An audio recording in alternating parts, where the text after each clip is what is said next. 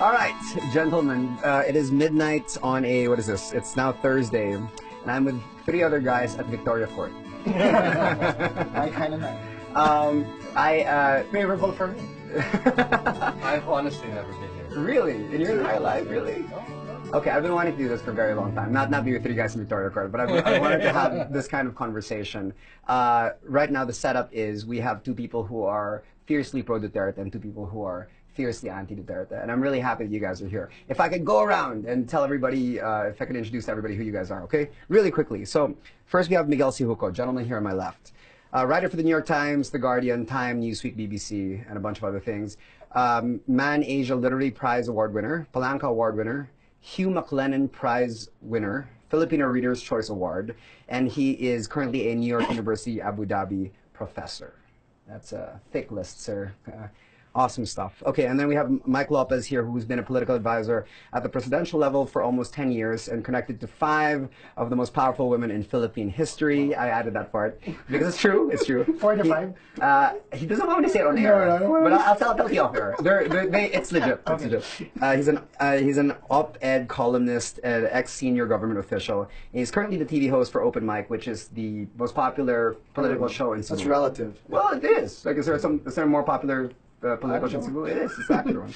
And then, of course, we have Jesus Falsis. Jesus Falsis is a full-time lecturer in Far Eastern University, teaching law-related subjects to undergraduate students pursuing degrees in communication, international studies, and political science. He engages in select pro bono public interest litigation in cases before the Supreme Court, such as one questioning citywide curfews against minors and the absence of same-sex marriage and the family code. Awesome.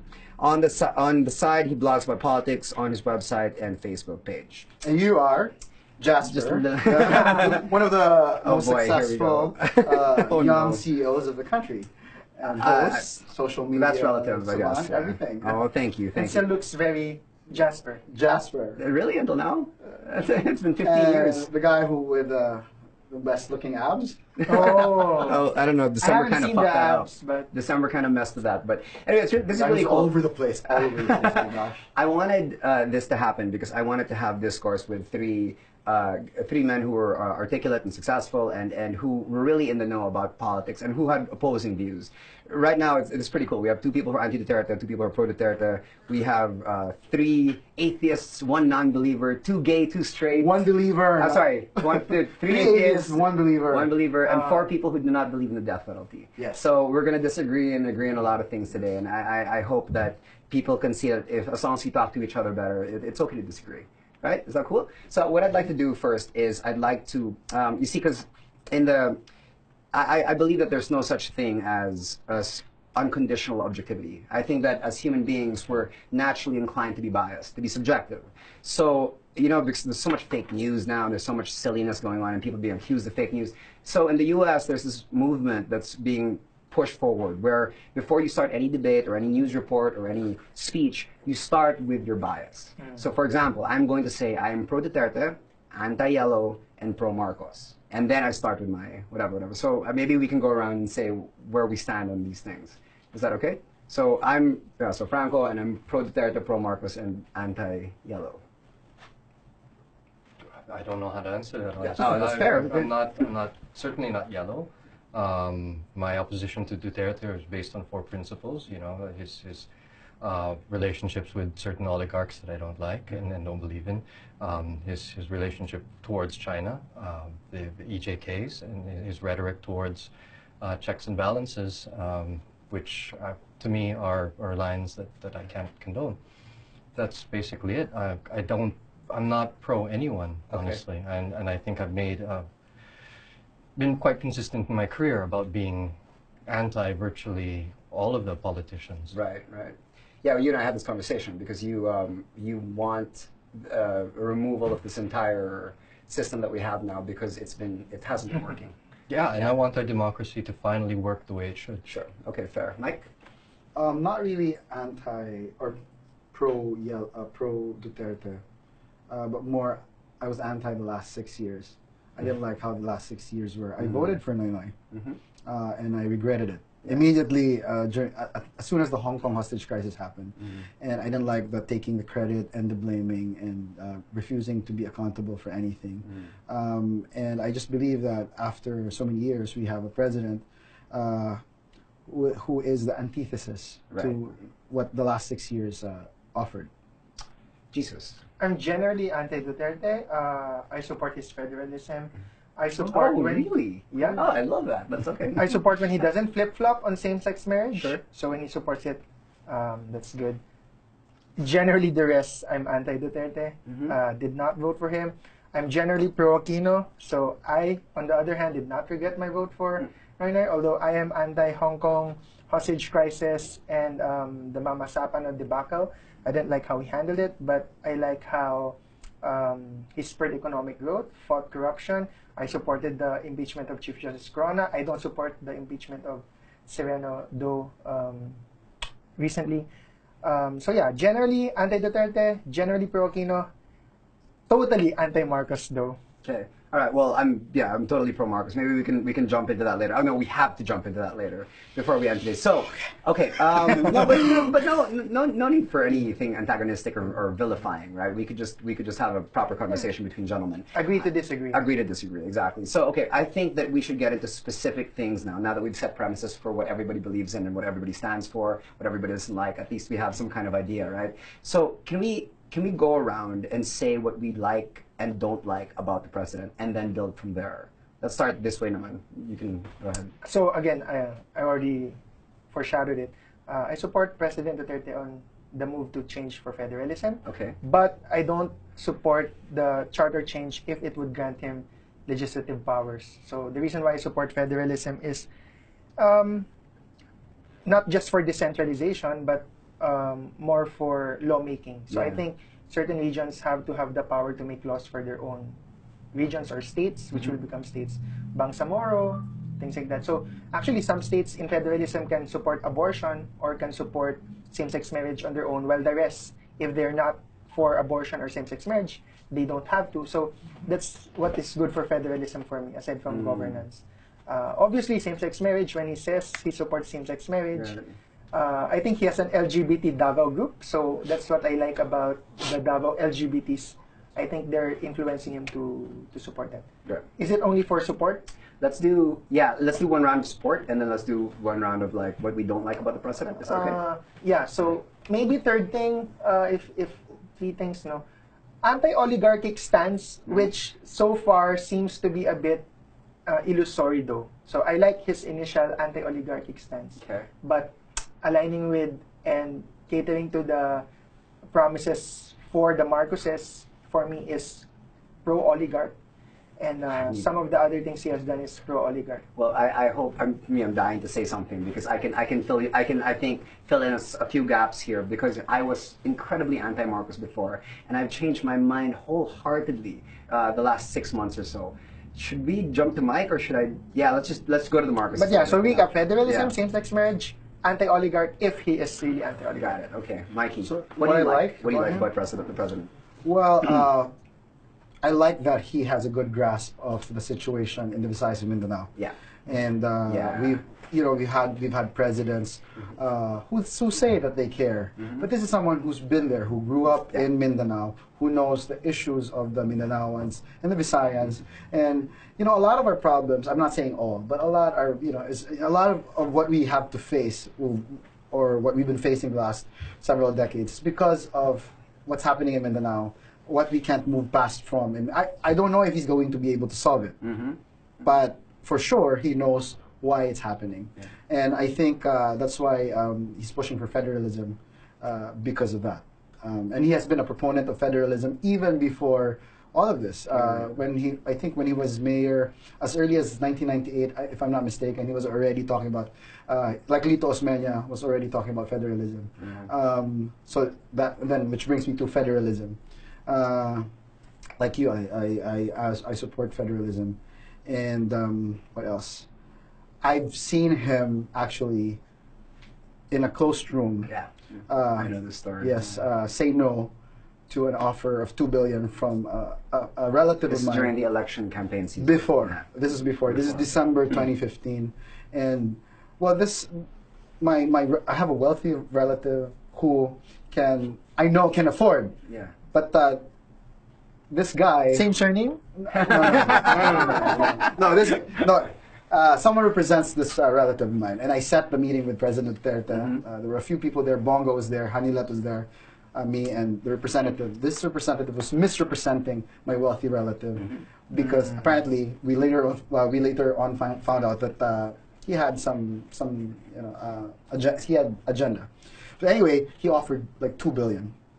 And Very representative. very representative. Not the Yeah, but this guy was able to, Bongo was able to speak to my relative. actual relative. Yes, and this relative, it's really believable that this relative can afford. Yeah.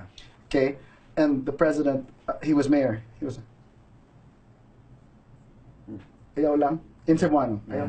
No, I Sa inyo na lang. You can copy him, ha? Parang ano. Sa inyo na lang. Sa inyo na, you know what he said? Spend on, you know what? And then the guy insists. And he says, you know what? Spend, if you want, if you really insist, spend on the sorties, whatever. I'll just show up. But just don't give me the money. Yeah, I can verify that because during the election campaign season, sorry, I'm just going to jump in really quickly. No, go ahead. But during the election campaign season, I own a company called, and they both know this, but since we're new friends, I own a company called Metrics, and that right now it's one of, if not the biggest social media marketing company in the Philippines. We have handled or are currently handling the social media for accounts like Netflix, Microsoft, Grab, San Miguel Beer, over 60 clients. Many of them are multinational, multi-billion-dollar companies. We're doing very well. Now, during the election campaign season, I offered it to several, the social media, to several presidential candidates. When it got to Duterte, who at that time I wasn't familiar with yet, I was like going, we need, X amount, do social media, whatever. And he said, I'm not gonna give you any money, but if you want to do this because you support me, you can use my name. Go to sponsors, you can use my name, but you tell all of them that I don't owe them anything. Exactly. I don't owe them anything, and the only thing that I will give them is if I do win, you'll come to the Malacanang and I'll shake your hand and I'll hear you out. But I don't owe you anything. And I heard him say this many times to me, at least to my company, so I can totally verify that. And so many people have that story. And I know a friend of mine. She's just not corrupt. She's a daughter of a tycoon, and they were going to offer money. And he says, no.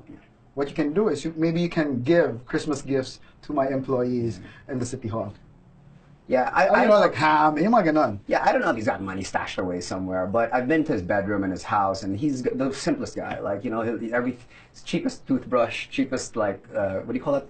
That thing on the bed? The Colombo. Yeah, that kind of thing. That's the kind of guy he is, and that's all real. And, like, he brings But you can be down to earth and still rich. 100%. That's 100%. true. Yeah, totally. But I think, though, that when you are in politics, you develop some kind of bullshit radar, which I think the four of us have it to some extent. But when you're the president of China and the prime minister of Japan, you have a bullshit radar unlike anything else. And when you go to his house, I'm sure they can tell that the guy's for real. In terms of that sense, in terms of that kind You know of what? thing. So, That meeting was closed door. There were no cameras. He could have said, yeah, sure, give it to him. But he said, wag lang, no. yeah, there was just 4 of you on the table. Mayor Duterte, Bongo, Hanilet, me, and the representative. It was Yeah. at Mesa ba yan? Mesa, it's a At restaurant. the restaurant. In SM Lanang. Yeah. Sorry, go ahead. That's a tough question. Anything Tough that you question. like. No, like. the reason it's tough is because there were a lot of things I liked about Duterte that I feel he let me down on. On the last day of campaigning, I went, just out of curiosity, I went and hit all of the meetings de avance for all of the candidates. And I didn't want to listen to the candidates. I wanted to interview the people in the crowd to understand what it is about them, what it is about the candidate that is deserving of their votes. What are the hopes of these voters, right? And so I finally got to Duterte's, and the atmosphere was electrifying. It was intoxicating. There was one of the old manongs there in front of the Rizal Shrine who said, parang EDSA revolution all over again. And I thought, wow, that's, anyone who can bring this to the Filipinos, I won't support him because of him, of who he is. I'll support him because of what he can do for us, how he can galvanize How us. can inspire change? Yeah, He brought hope. absolutely. He brought hope at a time. Absolutely. I had my reservations, and I was vocal about all of my reservations about all of the Yeah, I candidates. read those. Yeah. Which I think are fair. We're in a democracy, and we can, have these we can have consensual disagreement, right? But the things I liked about him, his attitude towards the oligarchs, his attitudes towards the left. You know, I believe in socialism, you know, social democracy. I absolutely do, with the sort of Canadian, Scandinavian model, free healthcare, free education, all of that. You do give me a Trudeau vibe, kind of. There. And he was an English teacher. Oh, he might run in the future. I think so. We've had this conversation. I think this Run away, that's what absolutely. So, you know, just, and I feel that he's gotten into bed with oligarchs, so I don't believe him anymore. I feel he's flip-flopped. His attitude towards the communists and the socialists and the leftists is uncompromising.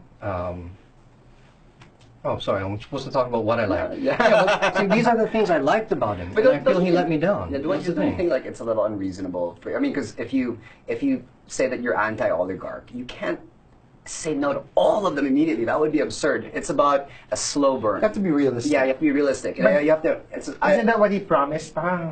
Yeah, No, I mean, all look, oligarchs. but then it's the discussion of, you know, pragmatism versus idealism. Sure, And I believe sure. in idealism. We need ideals, you know, as unrealistic as it may seem, because ideals give us a standard and they give us a goal. Yeah, I'm just right? saying, like, he forced Philippine Airlines to pay the tax. He kicked the Inquirer out of the. He might enforced mighty, exactly, but he Yeah. didn't prosecute them. That's the thing.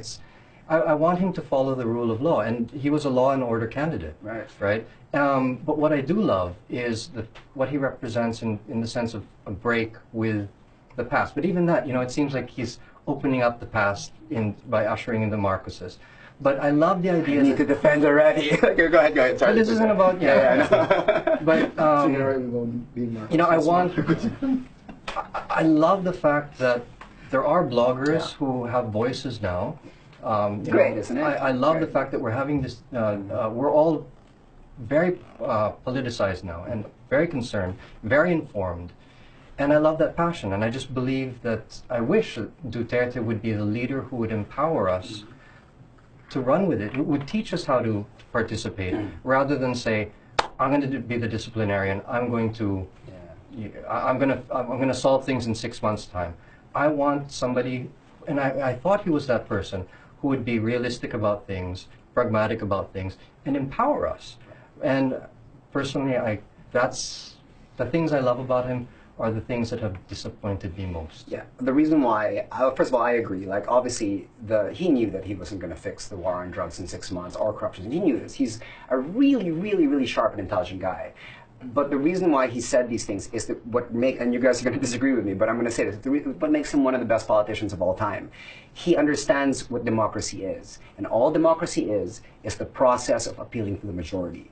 You know what I mean? When you hit certain levels of emotion, you become effective. You become very, very effective. You win votes. That's why he said certain things. Now, I would disagree with that. well, yeah, sorry. okay. Well, here, just let me. Sorry, please go ahead. You can. I mean, is it just about having the most number of votes? Isn't that just No. about I'm just saying that I'm not Means saying. to an end, you mean? Yeah, but I'm not. Okay, I'm go not. ahead, I'm not. please, Yeah, yeah. I'm To get not to a saying. position where you're able to affect change. That's it, exactly. To get to a position where because this guy knows what he's doing. He's been a mayor for 2.5 decades, and he knows politics. He knows it very, very well, and he knows that he'll have to say certain things in order to get to a position where he can actually instill and implement things that that he thinks will make the country a better place. Now, the reason why I became a Duterte fan, yes, was during that time also. I'm 34 years old now, and I've lived through 6 of the most corrupt motherfucking presidents, that were available. Essentially, every president since I was born. Except Marcos. No. Well, anyway, but I grew up in the upper AV class, and what that meant was I became incredibly indifferent and apolitical, towards anything that had to do with our politicians, because I just thought that it was hopeless. I thought that everything from the presidency, the police force, stuff like opening restaurants to the trivial things like getting a parking and getting a MMDA ticket. Everything was corrupt. It was intrinsic. It was our Voldemort, our Dark Lord. It was always going to be there. And then Duterte came during that election season, and I had never felt or seen anything like that in my life. And I know that sounds naive and all that stuff's all emotional. You see somebody and you're like, oh, this is the guy, brings me hope, blah, blah, blah. Okay, so that's how I got started. Now, though, now that I'm 2 years in politics, a little more jaded, and I can give, I think, a more realistic answer. I'm going to take a step back and I'm going to talk about the news first, really quickly. That's my premise. Let's get really objective and remove it from the Philippines. Go to the States. If you are looking at CNN, everything is pro-Clinton and anti-Trump. If you're looking at Fox News, everything's pro-Trump and anti-Clinton. And then during the election season, when Trump and Clinton were fighting against each other, when we're warring against each other, these two stations were reporting on the same topic. And you're like, one of you fuckers is lying because of the fact that they're reporting the exact same thing and it's completely different, right? This is the reason why. You realize suddenly, because of social media and the world is getting smarter, you realize that these networks, these stations, the newspapers or the TV stations, whatever, they don't give a shit about us. They don't care about us. They care about their bottom line. They care about the money, the finances, and they care about their constituents. Big corporations that own them, the rich owners, the rich businessmen that own them, that's what they care about. And the politicians will affect the corporations' and constituents' power. So they have the best interests of themselves at heart, not of us. So the truth, it's not really a thing for them. It's about slanting the truth, framing things in a dishonest, disingenuous way, regardless of how many people you fool or you hurt. Are you talking about the media or the politicians? Mainstream media and a bunch it sounds like you're talking about politicians. Both. I'm 100% talking about both. So now, this is the reason why I use this as a premise. I think a lot of people in the Philippines who are, a huge majority, like 90%, they still can't stomach, their ego still can't stomach that they've been fooled so many times. I talk to people, my friends who are yellow, or my friends who are Duterte supporters. I ask them, do you think Rappler, like my friends who are yellow, who really, really hate Duterte, and I ask them, do you think Rappler's been lying to you? Because for me, it's clear as day. Or I think Inquirer's been lying to you. For me, it's clear as day. Why? And like, because it's completely inaccurate. Like we've developed, we have like a list of what's the word I'm looking for? Disingenuous, insincere headlines, articles, inaccurate stuff with no erratums from Rappler or from Inquirer. Not just them. I don't want to single them out, all of them. There's Manila Times as well. Sure, exactly. That's what I'm saying. So I want to, like, when I would ask people who are either pro Duterte or anti Duterte, do you think you've been tricked at all? And my huge majority would be like, no, I'm smart. I'm too smart to be tricked. You know what I mean? But they have. And that's the reason why, like. It took me a year and a half to go full Duterte. I was on the fence about it for a really long time because, I was like, I just wanted to figure it out. 6 months ago, I realized that he was the best for us, and I'll tell you why. I think I'm the only pro-Duterte blogger that is anti-drug war. I'm the only one that is against the drug war. I changed my mind about it too. I did 2.5 months of painful worldwide research, and I think it's not going to work. Although I'm very open to the fact that I could be wrong, Duterte could be right, obviously. But everything else that I'm about to mention, I think Duterte is either the best or the second best president we've ever had. Economically, environmentally, militarily, in terms of freedom of speech, in terms of medicine, in terms of education, in terms of, especially in terms of foreign affairs. We've never had a president do But that's 1 year and a half. Yes, 1 year and a half. In terms of foreign affairs, no one's been. I'll now defend that in any forum. No one's been able to put us in the position that he's put us in now. I'll explain that in thorough detail later. But I'm worried about that position. Yeah, no worries. But we can discuss it later. But the ultimate factor is this: our biggest problem in the Philippines it's not drugs, it's not environmental, it's not traffic, it's not even poverty. Our biggest problem is corruption, right? Mm-hmm. And I think man, it's like I get goosebumps when I think about it. When I think about what Duterte represents, he represents an upheaval of a system that's been so inherently corrupt for the last 30 years. This guy, I'm talking about personal conversations or me watching him from afar, me listening to stories and stuff like that. He's so crazy that he doesn't care how many powerful people he pisses off. The four of us have tried to implement our kind of change in our small little ways and on our Facebook pages. The minute we hit somebody more powerful than us, it hurts. It's so difficult. Duterte has the weight of the world on his shoulders with all these powerful people because they know that he's about to flip the entire system. And they're attacking him from every side. You have no idea. Every day.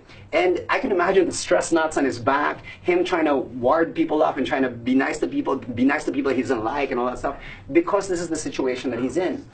And what he represents, for me more than anything else, is an upheaval of a system that is so corrupt and that hasn't worked for 36 years. That's why I believe in him. And I can look past a lot of the other bullshit, a lot of things that I don't agree with, simply because of that. If we go federalism because of him, then that presidency is solidified forever. That's if the federalism works. I mean, I agree with you that that I don't envy his job whatsoever. You know, I do believe there is a real sincerity to him, although he's a politician, and you know I don't believe that politicians are all that sincere. You know, weather lang, right? But I will disagree with you in the sense that corruption is the worst problem we have. It is a huge problem, but I think the root of corruption is the distance between us, regular citizens, not even the rich and the poor, but the regular citizens and the powerful, right? Because ultimately, there will be no corruption if we can hold these politicians to account, right? It's like this. You know when you're crossing the street here, say in Metro Manila, or I guess Cebu now with all the traffic, you know, and you go to the crosswalk, and you know the zebra stripes, and you're by yourself. And of course the motorists come, right? And they don't stop. They're supposed to stop. The rules are that they stop for you, right? But they won't stop for you. And they're bigger than you. They'll run you over. You have much more to lose. They'll kill you, right? So you wait, and you wait, and you wait, until finally there are other pedestrians with you, right? And you see this all the time when you're walking in the streets. And when you're about 5 or 6 or 10, then you can start to cross. And the people at the wheel, that's when they stop. That's when they do what they're supposed to be doing. Only when we get together and force them to do that, will they do that, right? And that's ultimately, for me, the biggest problem, not corruption. It's the fact that we as citizens have not been able to get our shit together, or somehow, or the politicians have refined it so well that we are unable to threaten them with voting them out, with holding them to account, with demanding transparency. And if we're able to bridge that gap, then I can't help but feel that all these problems that you listed, starting with corruption, will be something that we can actually lick. And I don't believe that Duterte is empowering the people in that way, because he is, in a way, he's that guy who doesn't give a shit.